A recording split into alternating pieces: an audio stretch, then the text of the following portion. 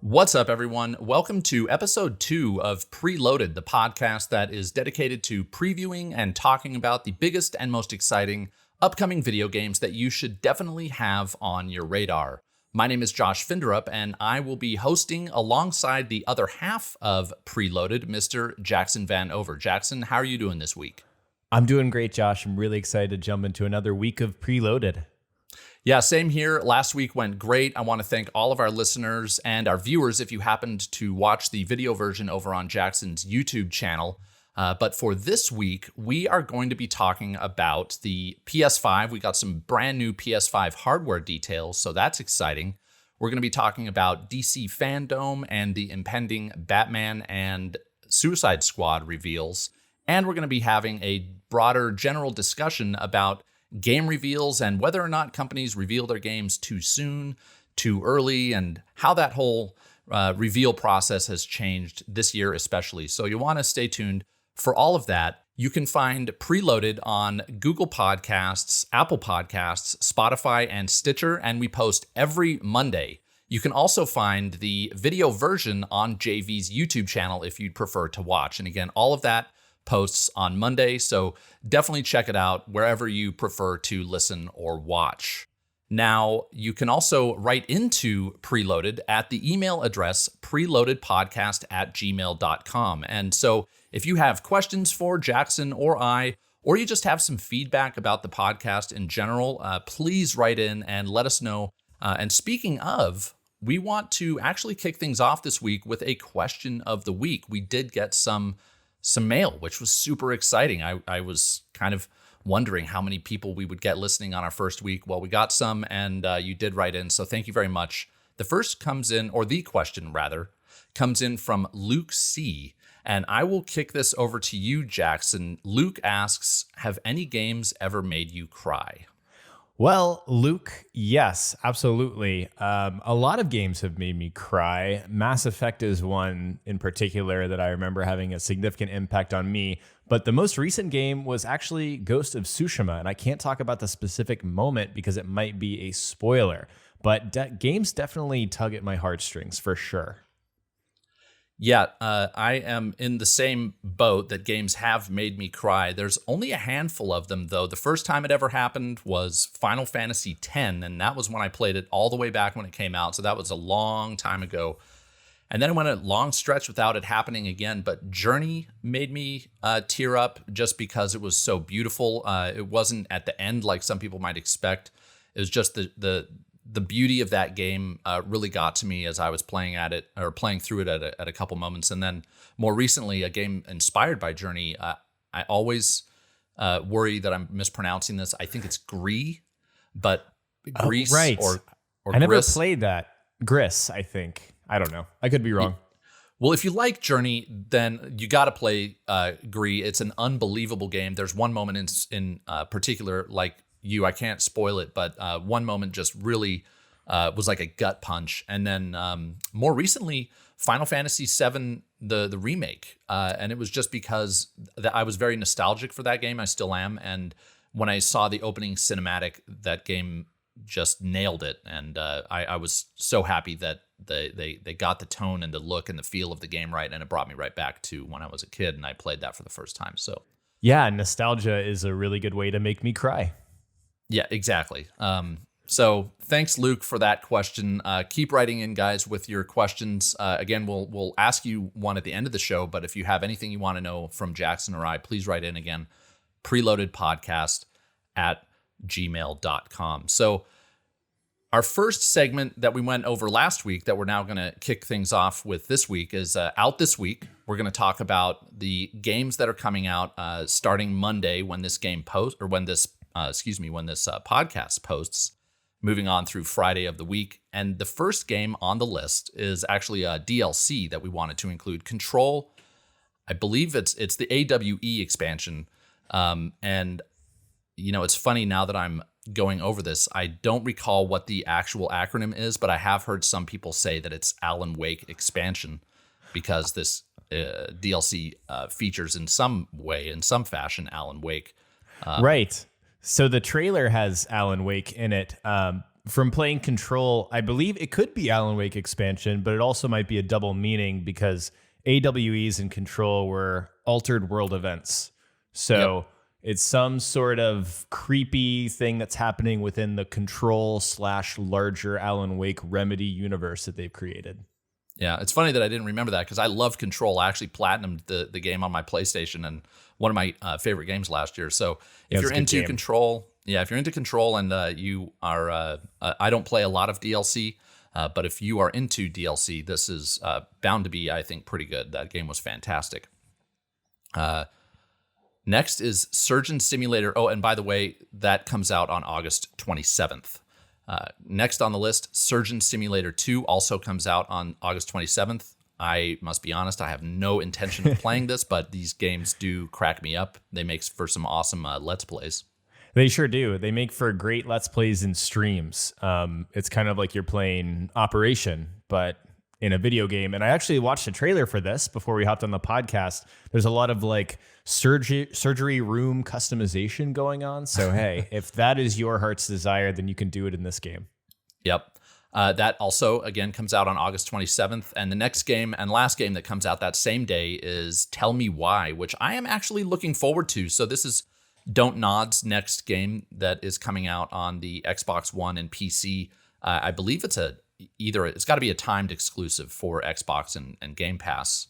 But another narrative-driven experience. I think that from the trailer they showed at the, I believe it was the last Xbox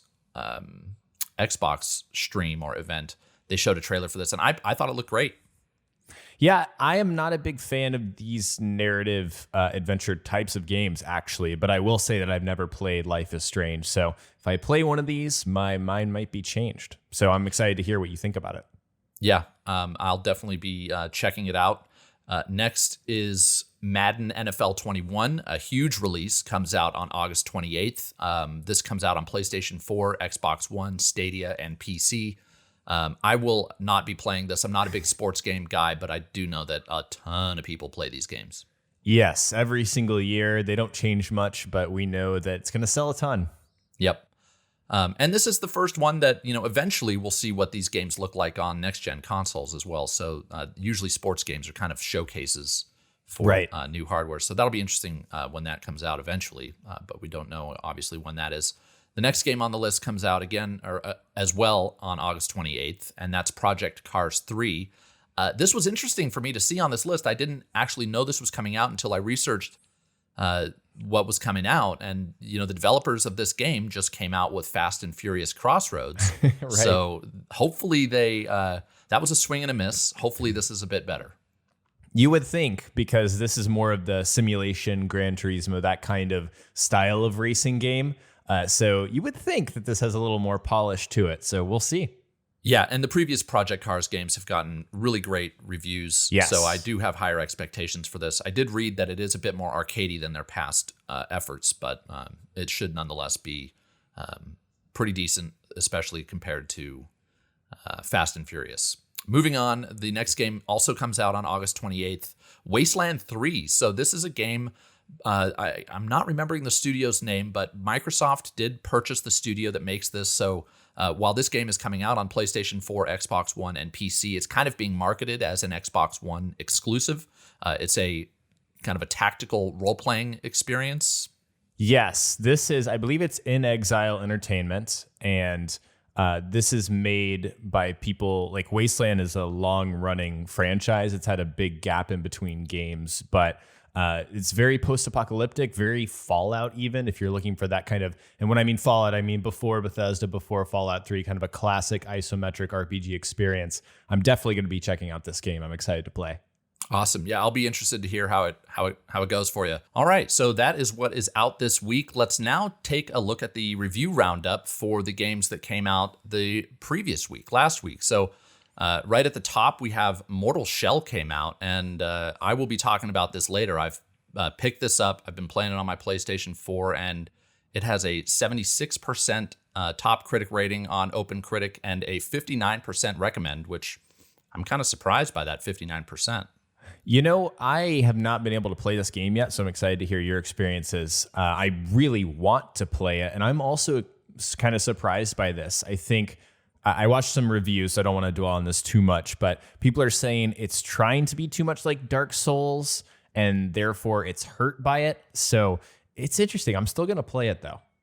Yeah, interesting. Yeah, we'll definitely talk about this a bit later. The next game that got just outstanding reviews, Microsoft Flight Simulator, is sitting at a 93% top critic rating and a 100% recommend rating. So this is, I mean, I know IGN gave it a 10. This game just looks really good.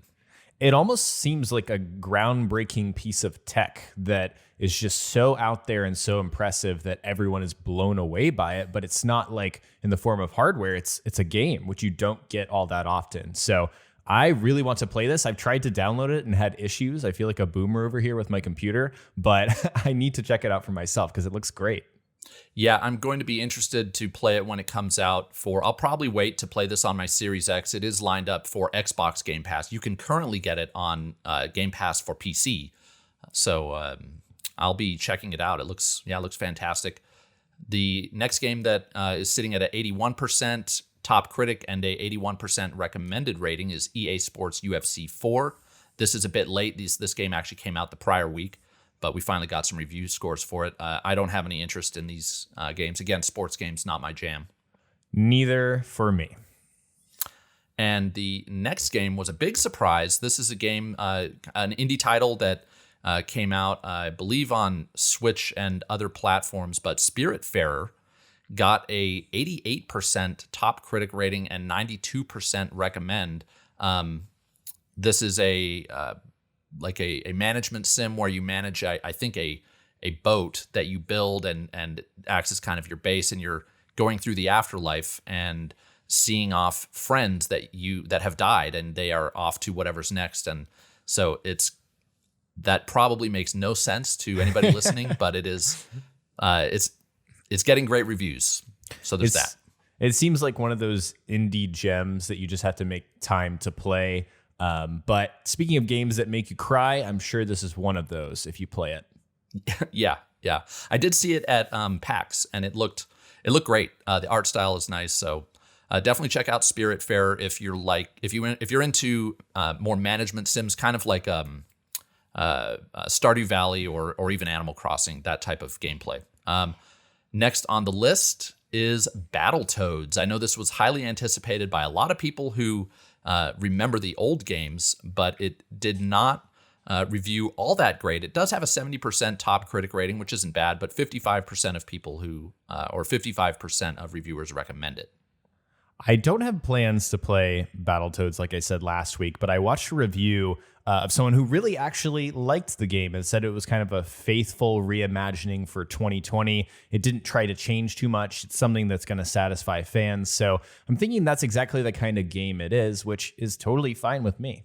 We are going to now take a look at the week in previews. This is the section of our podcast where we talk about hands-on previews, if Jackson or I have played any games that are coming out, and we discuss the news around games that are coming out in the near future.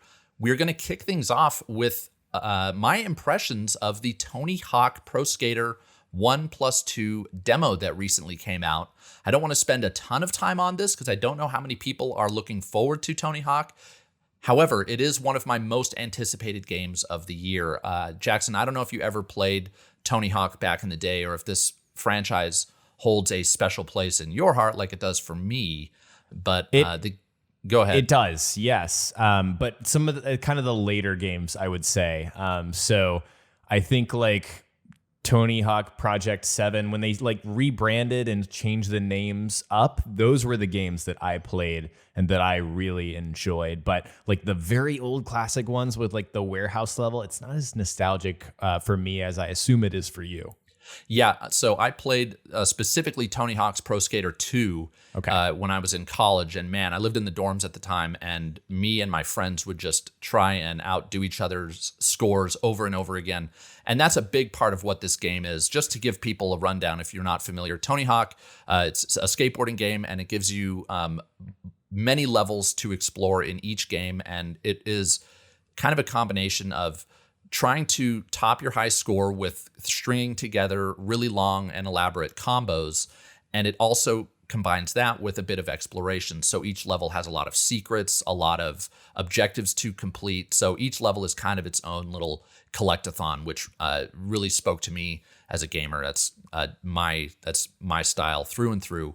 And in the demo, the biggest thing is that they absolutely nailed the physics from the first games. And there was actually awesome. there was a remake of these games that came out a few years ago, but that was the biggest problem. The physics just didn't feel right, and I couldn't play through them. This feels perfect. So if you have any memories of what Tony Hawk feels like, you can expect the same kind of heavy physics. I don't know how else to describe it other than you're just kind of heavy. You don't float in this game. And you stick to whatever, like if you do a grind or you're doing a manual on the ground to extend your combo, it's very sticky. Right. Anyways. Yeah, it's funny how those very specific things are what we remember most about those old games. So when does Tony Hawk come out, the remake? I believe it's September 4th, the same day, I think, as the Avengers game, if I'm not mistaken. Okay, that's right around the corner. Yeah, if you pre-order the game, you'll get the demo that I played, and I did find that it was great for a few hours of gameplay.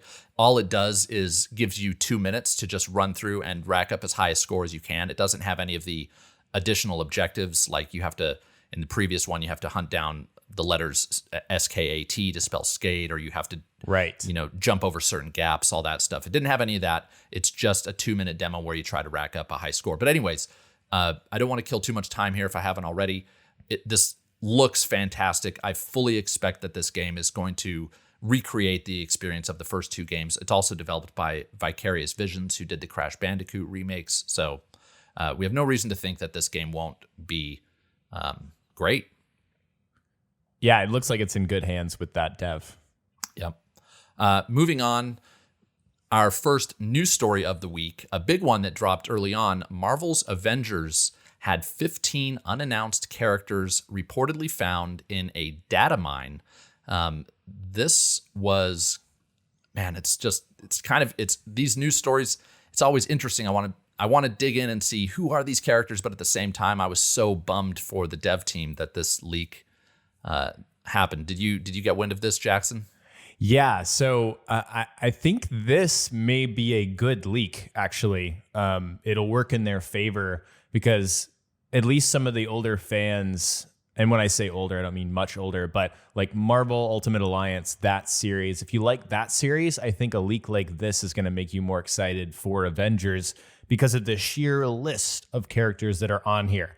Now, it does seem like some of these are more like Echo characters or clones where they have the same exact abilities, but different animations and different skins. Now, that'd be a bit of a bummer, but I can absolutely see some of those lining up. But at the same time, this actually makes me a little bit more excited because that's something that I felt was lacking from the demo, the open beta.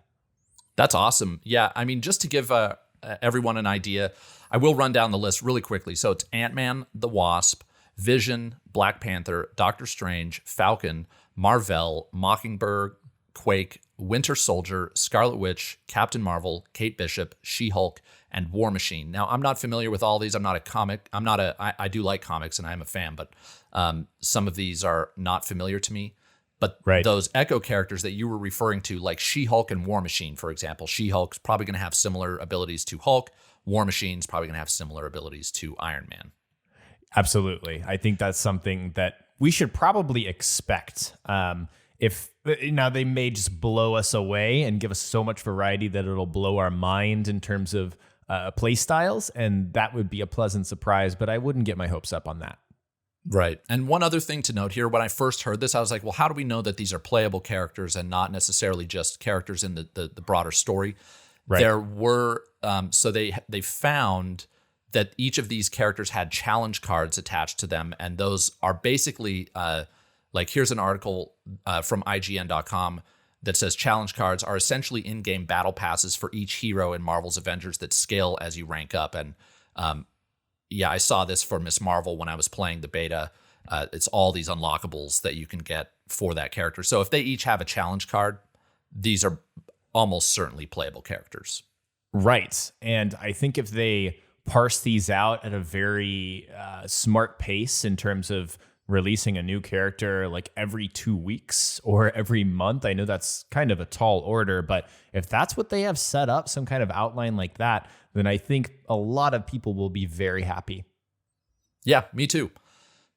So we'll no doubt get more information about this game in the coming week or two before we lead up to release. But kind of exciting news for people who are looking forward to any or all of these characters. Next was another big story, but this one took me and I think a lot of people by complete surprise. Ghost of Tsushima Legends announced. Now, Ghost of Tsushima Legends is a multiplayer expansion, I guess we could call it, to the original game that is releasing for free in the fall. Jackson, what was your initial reaction to this? I was shocked by Legends because it came out of absolutely nowhere. It's not every day that you see a big budget exclusive story focused single player narrative open world game suddenly come out of nowhere and say, hey, we're going to release a co-op focused sort of wave based survival mode.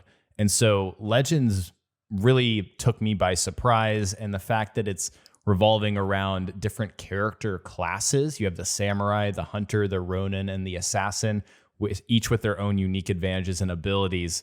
It just completely took me by surprise. Yeah, and one thing I found interesting is it sounds like it'll be a very different experience whether you play it with 2 people or whether you play it with 4 people or maybe 3 or 4 people. So on the blog, this is from the PlayStation blog, it says, with 2 players in Ghost of Tsushima Legends, you'll be able to play a series of co-op story missions that escalate in difficulty, building on the foundation of the combat from the single-player campaign, but with new magical twists that often require careful synchronization. So that's interesting. But then it says, with 4 players, you'll be able to take on wave-based survival missions, fighting groups of the toughest enemies Tsushima has to offer, including new Oni enemies, which I don't know if we know what those are, and supernatural abilities. So just interesting that it's going to be different for people who play with 2 players or people who play with more than 2 players. I actually did not catch that. So that is news to me. I guess I didn't read carefully enough. And then further on in this post, it says that later on they're adding a 4-player raid after the launch of Legends, right, that'll send us to an entirely new realm to challenge a brutal and terrifying enemy. And so I always think back to the original Destiny when I hear the term raid. Well, I mean, that term's been used forever, like World of Warcraft, whatever. But this sounds like a very fun co-op challenge-based activity that I would have a blast doing with friends. Yeah, I agree. This is very cool. And it's the fact that it is free, just super cool of Sucker Punch to kind of shadow drop this. And I'm sure they've been working on it for a long time and they've managed to keep it a secret, which is pretty cool. So very neat. The next story is not so neat. Deathloop. Deathloop got delayed to Q2 2021. Jackson, did you want to cover this real quick? Sure. So this is a big deal because Deathloop looked really cool. I think I've actually said in the past that it underwhelmed me, but the more I've looked back at it, the more I think it looks awesome, and I love Arcane. But the reason this is a big deal is that this was supposed to be a PlayStation 5 timed exclusive ready for launch. At least that's what we assumed it was going to be. And so this circles back to our conversation last week about launch lineups and how important they are for the launch of a console. And we were both very excited about the exclusives for PlayStation 5, Deathloop being one of those. And so the fact that this is getting pushed out of 2020 like so many other games is quite a big deal. Yeah, and it is a bummer, but at the same time, as with all delays, we just hope that it gives them the time they need to make the game they want to make. And Arcane is a great studio, so the expectations are pretty high. But yeah, I thought that this actually was one of my most anticipated games coming out of the PlayStation 5 reveal event. So I was bummed to see this, but at the same time, looking forward to when it finally does come. I guess it'll give me more time to play Cyberpunk and all the other games that are coming out in the fall. Right. That's the only bright side, I feel like, in this is more time to play Cyberpunk and Valhalla. Yep. The next story, I'll kick this one over to you again, Jackson. Call of Duty Black Ops Cold War, title confirmed, and a trailer as well. And we got a date. Right. So there's been this reveal going on over the past couple of weeks. I touched on it last week, and we thought that the game was going to be revealed last Friday. In fact, it did not, but we do know that the game for sure is coming out with a reveal trailer on August 22nd or 26th, excuse me. But for now, we have the title confirmed. It is Black Ops Cold War. And Treyarch actually revealed some art as well, showing a very colorful look at Call of Duty, perhaps the most colorful piece of art that Call of Duty's ever revealed. It's not grimy and sort of dark and dirty like we expect. It is very colorful, and it kind of plays on, tones of communism and lots of things that you're dealing with throughout the Cold War era. So it's going to be interesting to see exactly what this game is on August 26th, excuse me. Yeah. I am a big single-player Call of Duty fan. I think that they put together some of the best single-player first-person shooter campaigns, even if they are somewhat short. I really like them. Not big on multiplayer, but I'll be curious to tune in, see what we've got on August 26th.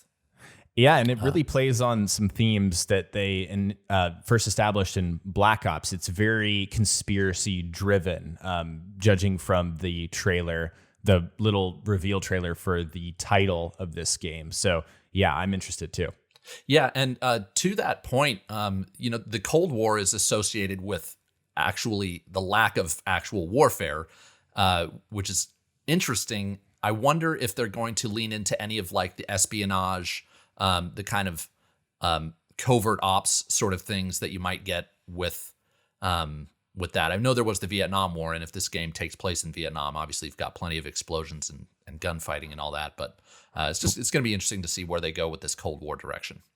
Right. I think they absolutely will lean to that stuff if this game is anything like the original Black Ops, which actually came out 10 years ago, if you can believe that.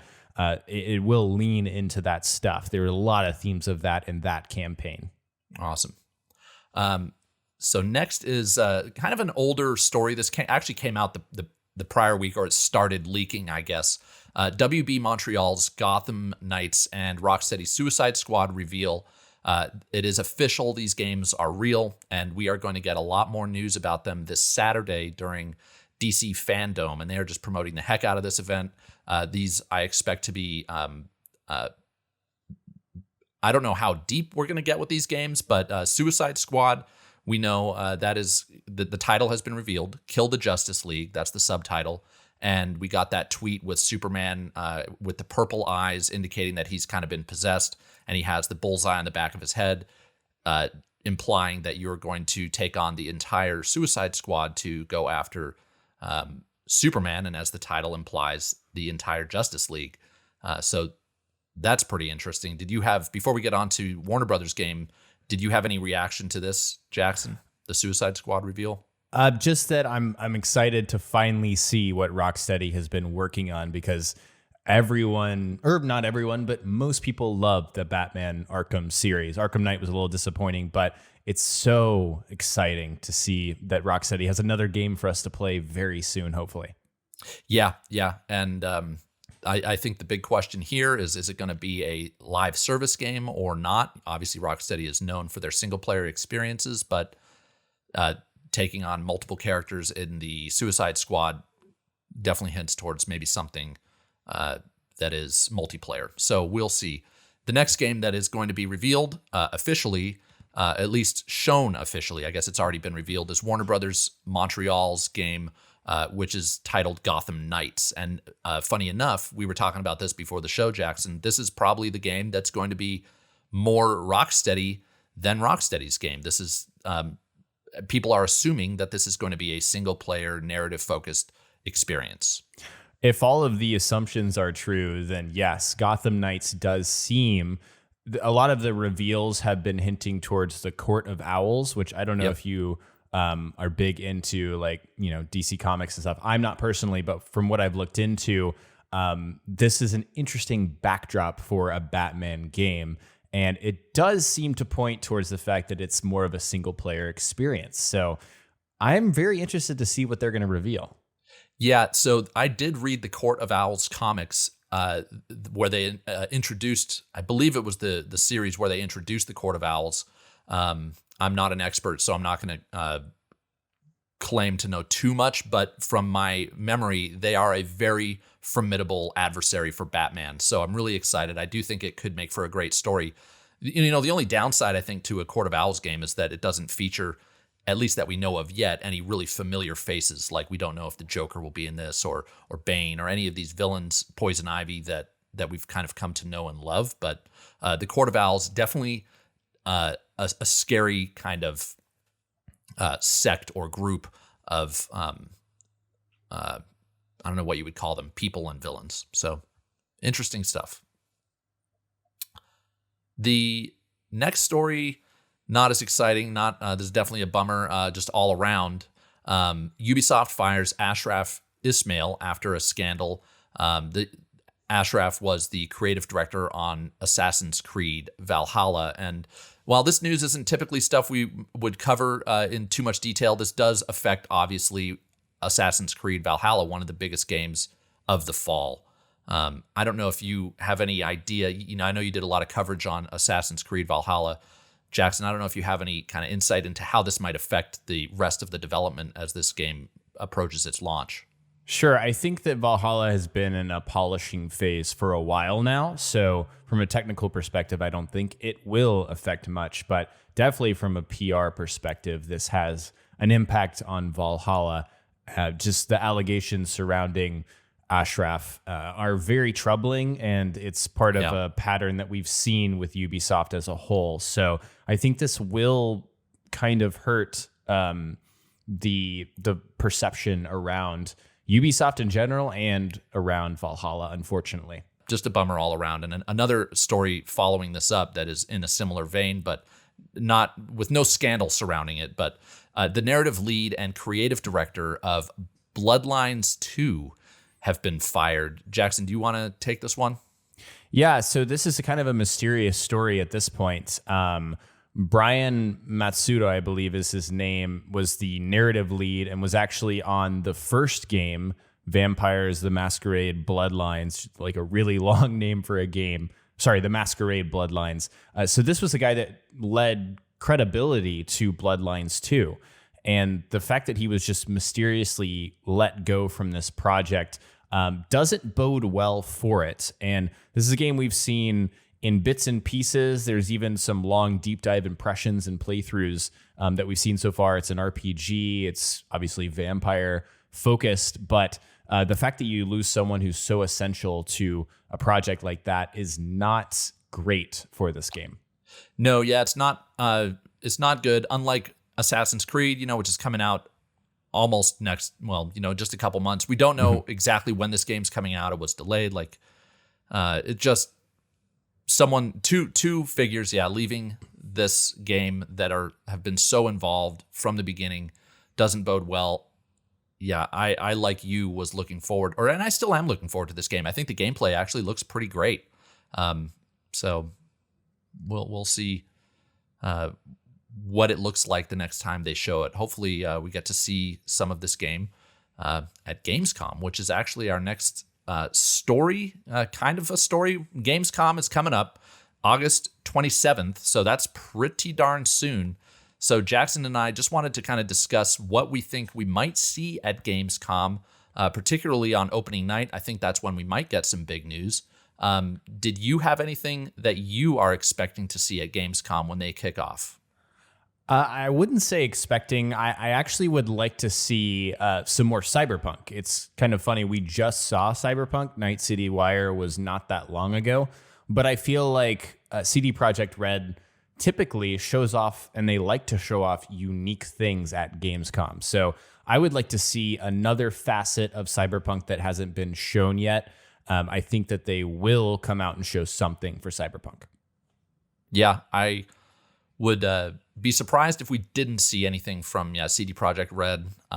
They're one of the biggest developers in all of Europe, at least I don't know if we can call them independent, but they're not a big public company like Ubisoft. Yeah.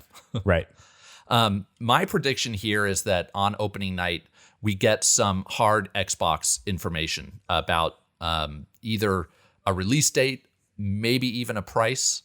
I think that the way they revealed the Xbox Series X at the Game Awards kind of shows that they're willing to go outside of their own Xbox branded messaging. And Gamescom has such a massive audience that I think that this might be a place where Microsoft puts that foot forward. I would love to see more about Xbox. Sorry to cut you off there. Yeah, I would love to see it's just some kind of price. I want that to get the ball rolling for Sony and Microsoft. I want to know how much these things are going to cost. Yep. Yeah, you and I think all of us are very interested to know, who's going to go first. Right now they're playing chicken. My prediction would be that Microsoft does undercut Sony if they can. But if they go first, they may not have that opportunity. It's going to be really interesting to see how the pricing of these systems shapes up. Before we move on, I do just want to also say that with the reveal of Call of Duty on the 26th, I'd be surprised if we didn't see more Call of Duty on the 27th or fall in the following days at Gamescom. That's a great point. I think we will see more at Gamescom. And our last story of the week is a big one, and it just dropped this morning. So PlayStation dropped a commercial for the PlayStation 5, which was pretty standard, just kind of a regular old gaming commercial. Nothing too special there, but they released alongside that a blog post that talked a lot about the DualSense controller, and we actually got some pretty interesting details about how this controller is going to work, particularly with the haptic feedback and the triggers, the adaptive triggers. Was there anything? I have some stuff that I thought was pretty interesting, but Jackson, I want to ask you first. Was there anything in here that struck you as particularly interesting? Yes, all of it, if I'm being honest, because this is not a feature that I thought was particularly exciting when PS5 was revealed. When you hear about like rumble and vibration of a controller, it's like, okay. But this seems like something that's going to take a leap forward that's going to really enhance the experience, even more so than like the touchpad on the PlayStation 4 on that DualSense. So in Spider-Man Miles Morales, we got a little hint from the creative director on the game from Insomniac saying that the game will actually give us hints which direction attacks are coming from by providing haptic feedback in the appropriate direction with our controller. So we'll feel before we're about to get attacked, which is such a cool concept. It's hard to even imagine because we haven't felt that kind of technology yet. Yeah, that was one that struck me as well. I've never experienced that in a game, and it does seem like, so for people who haven't checked it out, if you go to PlayStation blog, the post talks about the initial features that they highlight in the commercial, but then it has just a bunch of quotes from developers talking about how they've implemented these features into their games.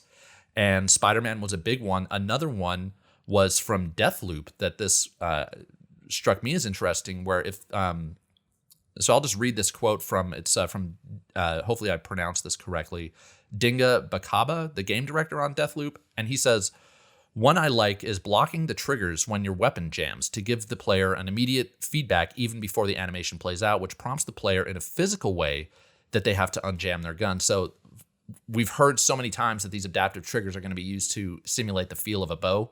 And it's kind of seemed like Sony has nothing else up their sleeve as far as how this feature is going to work. But here's an example that I thought was kind of interesting, that there are other ways that developers are considering to use the adaptive triggers. But yeah, it does seem like developers are figuring out ways that they are going to implement these in. They're more than just gimmicks. They actually seem like they might affect the gameplay in a positive way. Right. And another one of my favorites is also from Insomniac, the creative director on Ratchet & Clank Rift Apart, is saying, for the double barrel shotgun, as you pull the trigger, you'll fire from one barrel, but you can feel resistance, like pushing back on your finger around halfway down the trigger, in which case you're going to have to pull harder to shoot both. And that's such a cool feeling. It almost feels like something you'd get from like an arcade experience at the arcade instead of something that's at home with your console. Yep.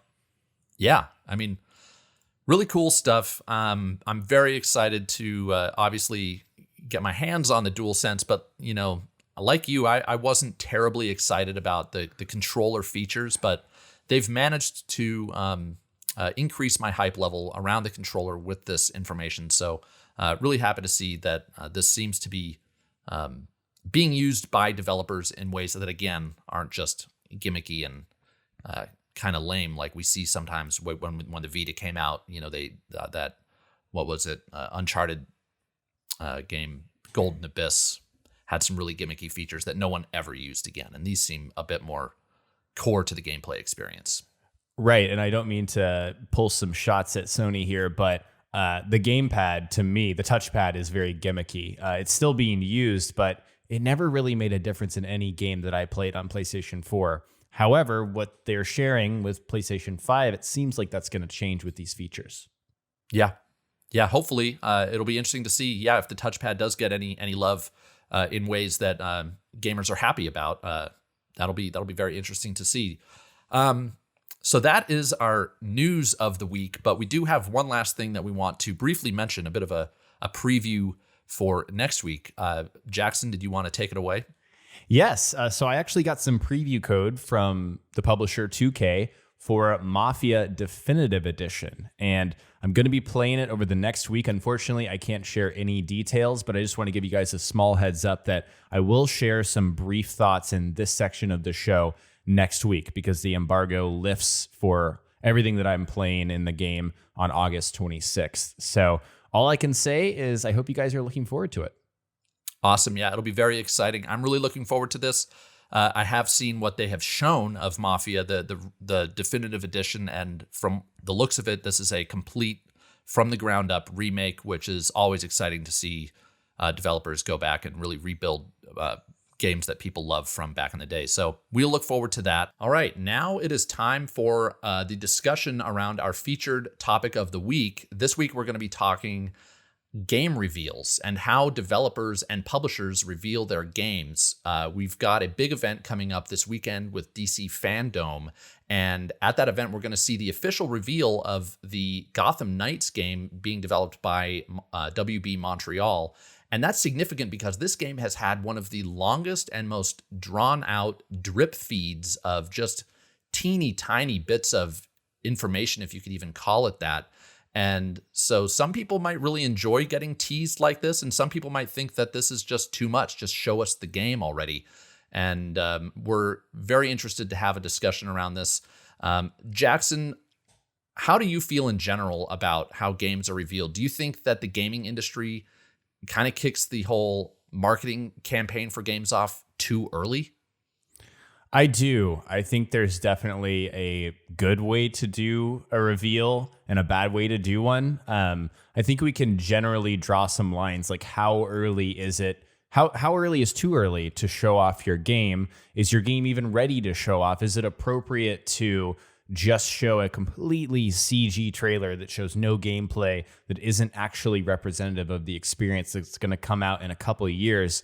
There's a lot of interesting ways that companies handle this stuff, and a lot of them aren't great, but some of them do it right.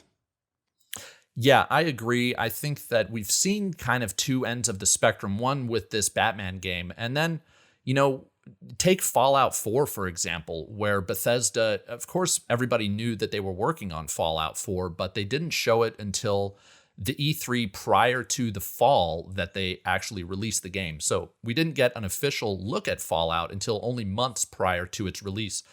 I personally really prefer that. I'd love to just get some big news and then have a very short amount of time before I can look forward to playing that game. Another example of that we saw recently was Paper Mario and the Origami King. Now, some people were really hoping to get a proper reveal of that game at a Nintendo Direct or something like that. We have, first of all, I was going to say that we would have less to talk about in our podcast, so I sincerely hope that publishers and developers don't do that. But I'm glad you brought up Fallout 4, because that is a wonderful example of a game that it was leaked. We kind of knew about it, but it was still unsubstantiated, so it was kind of wishy-washy. But then, that E3, it was E3 2015. They showed it off, and then the game came out later that year, and it was kind of magical, right? Because they showed us a very extended look of the game that was pretty much exactly what we got to play when it came out. So it almost is the perfect example of a game reveal where you're seeing exactly what you're going to get. It's not too far out, but it's just far out enough for people that only buy a few games a year to be like, all right, I'm saving up money to buy the one game that I play. It's going to be Fallout 4. What I see here is what I'm going to get. And so it's funny you mentioned that, because that is like the perfect example of how I think most game reveals should happen. Yeah, and I think that another kind of interesting aspect of this conversation that I don't feel gets a lot of attention is I do think it's important to have some sympathy. I don't want to be the corporate apologist here, but some sympathy and empathy for the developers themselves. Not so much the publishers, but the developers. And it's got to be hard. I mean, game development takes a very long time, especially for big AAA games. It can be 5 years or more sometimes. So first of all, just keeping that a secret. And sometimes these games, more often than not, they get leaked before they get officially revealed. So that starts to kind of, once a game gets leaked, or if it's a sequel that people are just expecting to eventually come, like God of War 2, for example. No official announcement has been made, but everybody just assumes that game is coming. And so you have these developers that have a fan base, an audience that is hopeful and almost expectant of information, and they've got to be, on the developer side, both excited and trepidatious about when do we reveal this game. And it's got to be a difficult thing to time correctly, especially with game development changing over time. Say you reveal a game too soon, then you attach a release date to it. Halo is a great example, even though it didn't get a date, it had a window, and then it just wasn't ready. Or Cyberpunk, it's been delayed twice. It's just a balancing act for these developers. Right, and I'm sure there's a lot going on behind the scenes, push and pull between the publisher and the developer, because I'm sure the publisher, that's where all the money is, right? And they have a lot of say in when they want these games to be shown, but at the same time, you can turn around and look at the developer and they may not just be ready to show. They don't want to show their game off yet. And so I'm sure there's so much back and forth in conversation that we just never get to see. And unfortunately, a lot of the admonishment goes towards the developers, which they don't exactly deserve. At least I would argue that they don't deserve as much flack as they get in terms of the marketing of video games and how teasers and reveals are handled. Yeah. The one thing I even though it's tough sometimes to wait and wait and wait for a release date, I do wish that publishers and developers, but I think it's mostly publishers, would be more careful about when they announce that a game is going to come out. Now, I know public companies like Ubisoft and Electronic Arts, they have to appease their shareholders. So they have to say, oh, this game's coming out in this fiscal year. So they have to attach some sort of release window to it. But it's frustrating to see games like Cyberpunk, even though I give CD Projekt Red all the credit in the world, and I'm far less frustrated with them than others because they are so pro-consumer. But it is frustrating to see a game like Cyberpunk get delayed. You had all this time to plan your announcement. You'd think that they would get it right instead of disappoint gamers. I know, again, I'm not that disappointed, but there are a lot of gamers out there who, when a game like Cyberpunk gets delayed, it's a major disappointment to them. Right. And Cyberpunk may very well be the most hyped video game ever, full stop. Yeah. That is the kind of stakes that we're dealing with that kind of game. And so the fact that the first, the trailer that revealed the title for Cyberpunk, I looked this up, came out, I think it was October 2012. And then the first Cyberpunk CG trailer came out in 2013. And here we are talking about delays for this video game in 2020. So it's kind of bizarre that this is the kind of world that we operate in terms of marketing games. But hey, this is what we're dealing with. Yeah, and to be clear, I'm not upset about the delay itself. I'm more upset's the wrong word, but it's just, I would think that developers and publishers would be more careful about announcing the initial release date. Right. The game's going to be ready when it's ready, and that seems to be just the way game development works. So unlike films where it seems like you can attach a release date and be pretty confident about it, you just can't. And it's almost like delays are expected, and that does play into how games get revealed and how we lead up to the games. One interesting thing, we never got to talk about this, and maybe we'll move on after this because I know we're running short on time, but How did you feel about how The Last of Us was marketed and revealed leading up to its release? That's a great point. I was okay with what they chose to do, and I don't know if we want to delve into spoilers. Maybe we don't, just for the people that that have not played the game. Maybe I opened a can I didn't need to open. Oh no, I think we should still discuss it because the marketing campaign showed a very different story-related outcome from what you experience in the game. I don't know if that in and of itself is a spoiler, but there you go. That's what happened, and I think specifically for this game, it's kind of like I want to give them a pass because I think it made total sense for what happened in the game for Naughty Dog and Sony to do that. So in instances like that, I think it makes sense and it works. Yeah. And another game, this is a little unrelated, but that was another game that was just devastated by a massive leak. But it didn't seem to affect the final outcome. I know that game sold incredibly well, but yeah, really interesting. It's going to be interesting to see this Saturday what we get from Gotham Knights and Suicide Squad. My hope is that they cool it with the teasers, show us the game, show us gameplay. That's another thing. Gosh, I have so much to talk about here, but I do want to mention, moving forward, can we please get more gameplay than these cinematic trailers? I know that sometimes you can't show gameplay, but cinematic trailers have kind of become my a pet peeve of mine when it comes to these showcases that we've seen. I think you're in the same boat as a lot of people, and I'm actually not so against CG trailers because I think it shows like the essence of a game really well, and maybe at a point where the gameplay isn't ready. But that kind of brings us back to the conversation. Should you even be showing that trailer if there's not gameplay ready to show? I'm with you on DC fandom. I think we do need to see some gameplay, and I really am crossing my fingers that these games come out in the next year. I think if they're showing this stuff now and these games are not coming out soon, that'll be a real bummer. Yeah, I mean, if they wanted to drop a total bomb, they could say one of these games is coming out this fall. I don't anticipate that, but yeah, spring. I'm expecting maybe one comes out in spring, one maybe next fall. I'd be satisfied with that. So, Jackson, what have you been playing? This week, I got a couple hours into Mafia Definitive Edition. Once again, can't share anything about that until the embargo lifts, so we'll talk about that in this section next week. Outside of that, I've played more Fall Guys, and I'm just enjoying the heck out of that one. The more I play, the more I enjoy it. It's kind of bizarre, not the kind of game I would love, but here we are. And then I played a little bit of Horizon Zero Dawn, and I actually noticed we got a comment on our first episode about how Horizon Zero Dawn's port isn't great on PC. And I haven't noticed any of those issues while I've been playing, but I've looked around a little bit. It seems like other people are having issues with the port. So that's a bit of a bummer. It's a game I definitely want to replay before Forbidden West. But yeah, that's what I've been playing. Awesome.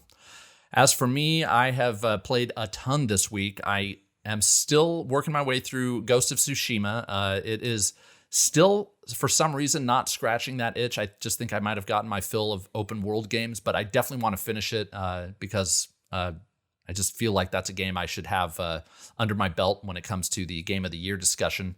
I also played a bunch of retro games. When I played Tony Hawk, that got me kind of itching to play some old games. So I played Tony Hawk's Pro Skater 3 on my PlayStation 2, and I wanted to play one of kind of an old school action adventure. So I played a game that has long been on my backlog, and that's Majora's Mask. And the dungeons are fantastic, but the kind of the open world exploration part of that game is I just don't feel it holds up quite as well as I had hoped. And then lastly, I started Mortal Shell, which I alluded to earlier in the show. I was really surprised that game got such a low recommended rating on OpenCritic because I'm loving it.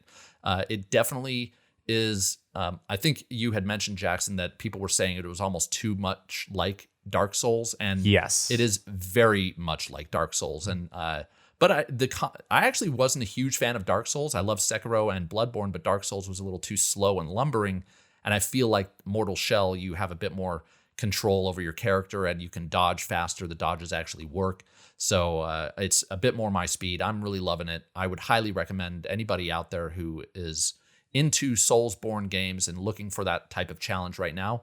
I would check out Mortal Shell. It's also shorter than those games. You won't sink 60 hours into this one. It's more of like I think a 20-hour experience from what I've read. So that's what I've been spending my time with, and it's been a lot of fun this week.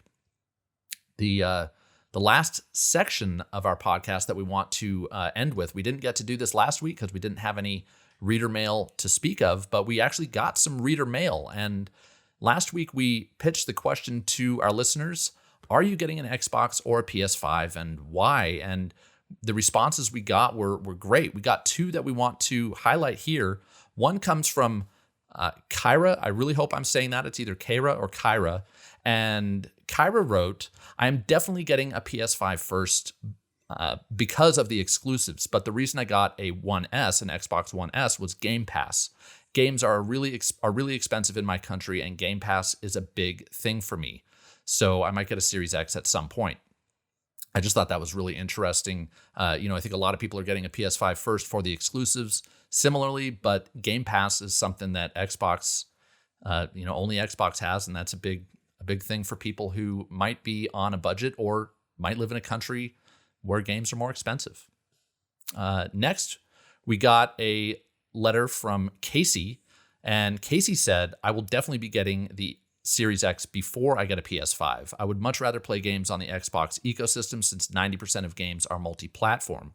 Game Pass is an added bonus for games I want to dabble in, but don't necessarily have to 100%. So again, Game Pass factoring into why people are, or at least why Casey and also why Kyra are getting an Xbox Series S when they do. So interesting stuff there. Thank you for writing in. We really, again, look forward to hearing from anybody who wants to write into preloadedpodcast@gmail.com. Again, that's preloadedpodcast@gmail.com. You can send us feedback, whether good or bad. Well, I shouldn't say bad, but constructive. And we want to pitch out a question. We actually got a question from one of our readers that we wanted to pitch your way, and it's from Nick in Quebec, who said, what games with no release date are we looking forward to? So are there any games that you guys are looking forward to that haven't officially been announced or revealed, maybe rumored, that you're really looking forward to? It's funny, I'm drawing a total blank here. Jackson, are there any games that haven't been announced that you're looking forward to, just really quick?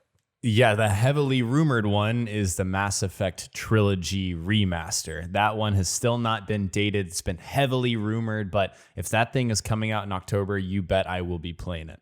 Awesome. Yeah, I've seen some rumors coming about lately about that, so maybe we'll talk about that soon. For me, I got to throw out, now that I've thought about it, Metroid Prime 4. We know that game is out there, but no release dates, no official reveal other than a logo, so I'll be very excited when that eventually does get revealed. So that is our mailbag section. Reader mail, again, please send us your thoughts. Preloadedpodcast@gmail.com, questions and feedback. And again, you can listen to Preloaded on Apple Podcasts, Google Podcasts, Spotify, and Stitcher. And you can watch the video version on jayvee's YouTube channel. Just go, if you're not already subscribed to him, go to youtube.com and or YouTube and just search for jayvee. He'll pop right up. So jayvee, anything that you want to plug on your channel? So since this podcast will be coming out the following Monday, I want to plug whatever Mafia-related content I'm going to create. It's a little early, so I'm not sure yet, but I'm probably going to share a few things that I learned from my time with the game. So look forward to that on my channel. Awesome. And as my subscribers know, I take my time with my videos, so I did just start my next preview. It's going to be on Assassin's Creed Valhalla, excuse me. So look forward to that, but it is a little ways off. But I'm hard at work, as always, on my next video. You can find me on Twitter and Instagram at Quest Mode Games. And Jackson, where can people find you? They can find me on Twitter, jayvee, Jayvee, on YT, like on YouTube. I'm on Instagram, Twitter, and even Facebook. Awesome. And I will end things just by saying, if you do listen to us on any of those podcast services, Please subscribe and rate, and if you can, leave a review. It really helps us out in the algorithms, so we'd really appreciate that. And if you do watch on jayvee's YouTube channel, leave a thumbs up and drop a comment in the comments. We'd love to hear from you there as well. So with that, that is episode 2 of Preloaded. We will see you next Monday with episode 3. Bye, guys.